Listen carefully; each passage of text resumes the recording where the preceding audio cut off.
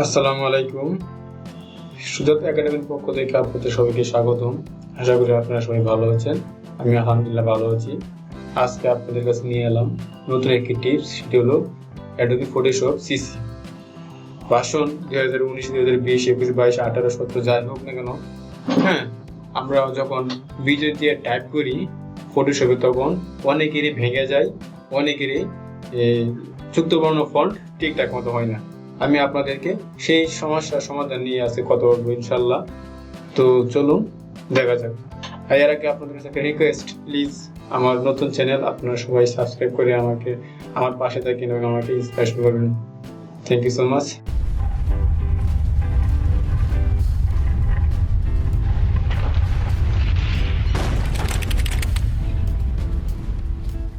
যাই হোক, এবার আমরা মূল কথায় চলে যাই।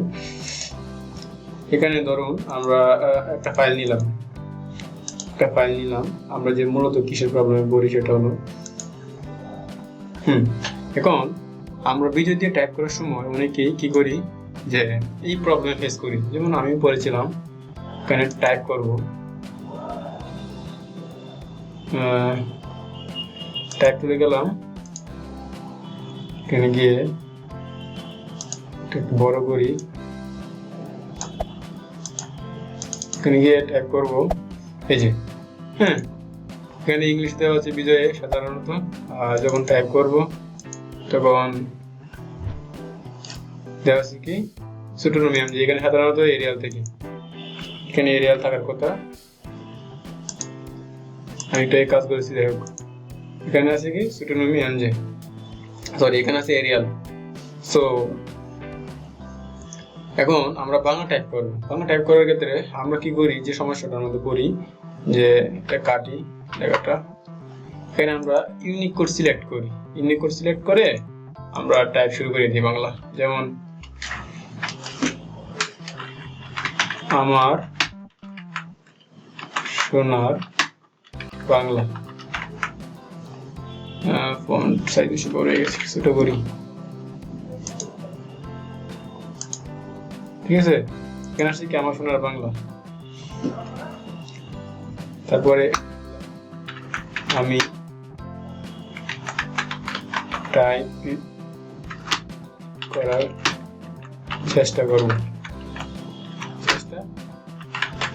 দেখছেন কি আসছে, মানে এখানে যুক্ত বর্ণ হচ্ছে না। যেমন চেষ্টা কিন্তু এটা যুক্ত বর্ণের মধ্যে পড়ে, আর আমার সোনার বাংলা এখানে কিন্তু একার আকার উল্টাপাল্টা হয়ে গিয়েছে। তো এই প্রবলেমের মধ্যে আমরা অনেকে পড়ি, এটা কিভাবে করা যায়, কিভাবে সমাধান করা যায়। আসলে আমরা অনেকেই ভাবি কি যে আমাদের সফটওয়্যারের প্রবলেম বা এখানে সেটিংস এর কোনো প্রবলেম, এরকম মনে হয়। আসলে এটা কোনো কিছু না, এটা জাস্ট ছোট্ট একটি ভুল। আমরা জাস্ট এটা এখন সমাধান করবো। এই লেখাটা আমি এখন কিভাবে লিখতে পারবো, তাহলে তো আমাদের সমাধানটা এসে গেল। সেক্ষেত্রে আমরা বেসিক্যালি এখানে কিন্তু ইউনিকোড করেছিলাম, এখানে এইভাবে থাকে, ইংলিশ থাকে, ঠিক আছে। এখানে যখন এইভাবে থাকবে, থাকার পরে আমরা আবার এই টেক্সট টুলে যাব। টেক্সট টুলে গিয়ে এখানে আমরা টাইপ করব, এবং ফন্ট একটু বড় করে দিই, আর একটু বড় করি, ঠিক আছে। আমরা এখানে টাইপ করবো, ধরেন এখানে বেসিক্যালি এরকম থাকবে, এরকম আসবে। আসার পরে আপনারা কি করবেন, আপনারা এটা এইভাবে রেখে অথবা এখানে যাবেন, এখানে গিয়ে লিখবেন সুটোনোমিয়াম, যে এটা স্টেপ 1, সুটোনোমিয়াম যে রেগুলার, এই যে এখানে আসছে, এটা দিবেন। এটা দেওয়ার পরে এই যে এখানে ইংলিশ ছিল না, এখানে আপনারা কি করবেন, বিজয় দিয়ে দিবেন। বিজয় দেওয়ার পরে আপনারা আবার এই যে আমি যে পূর্বে যে লেখাটা লিখেছিলাম এটা আবার লিখি, দেখেন কি হয়। আমার সোনার বাংলা, ঠিক আছে। তারপরে কি লিখেছিলাম, আমি টাইপ করা শিখব, ঠিক আছে। তারপর আমি আবার এখানে যুক্ত বর্ণ ওয়ার্ড দিয়েছিলাম, শব্দ দিয়েছিলাম, যেমন আমি চেষ্টা করব।